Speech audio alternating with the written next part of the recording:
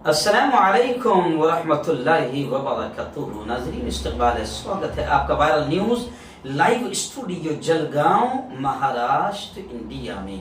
मैं आपका मेज़बान मुफ्ती मोहम्मद हारून नदवी।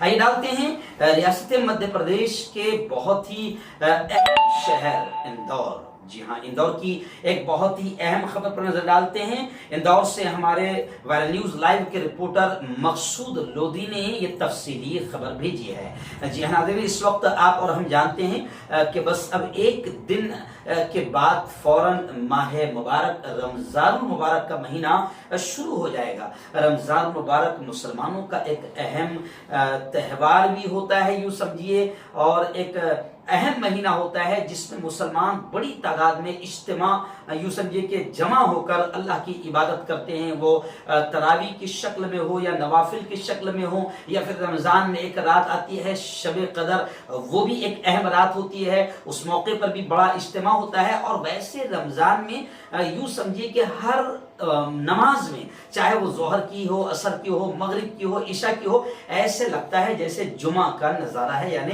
हजारों की तादाद में लोग मस्जिदों में जमा होते हैं। लेकिन इस मौके पर रमजान के मुबारक महीने की आमद पर बाकायदा पूरे मुल्क में आदेश दिए जा रहे हैं कि सोशल डिस्टेंसिंग, ऐसे ही मास्क का एहतमाम, और रमजान के मुबारक महीने में भी आप नमाजें अपने घरों में अदा करें। ऐसे ही रोजा, इफ्तार और शहरी तमाम मामलात को आप अपने घरों में अदा करें, खुद भी महफूज रहें और दूसरों को भी महफूज रखें। इंदौर शहर में एक ऐसी ही मीटिंग ली गई, रमजान को लेकर अहम मामलात पर बैठक हुई, जिसमें अपर कलेक्टर साहब, एडिशनल एसपी साहब, सीएसपी साहब, टीआई साहब और एरिया के बहुत ही जो मौजूद जिम्मेदारान हैं वो तमाम की तमाम बैठक में मौजूद रहे। और इस बैठक में मशवरा किया गया और आदेश जारी किए गए कि रमजान मुबारक की तमाम इबादतें भी मुसलमान जिस तरह अभी तमाम नमाजें जुमा वगैरह घर में अदा कर रहे हैं, रमजान की इबादतें भी अपने घरों में अदा करें। इस मौके पर मलंग मंसूरी साहब, ऐसे ही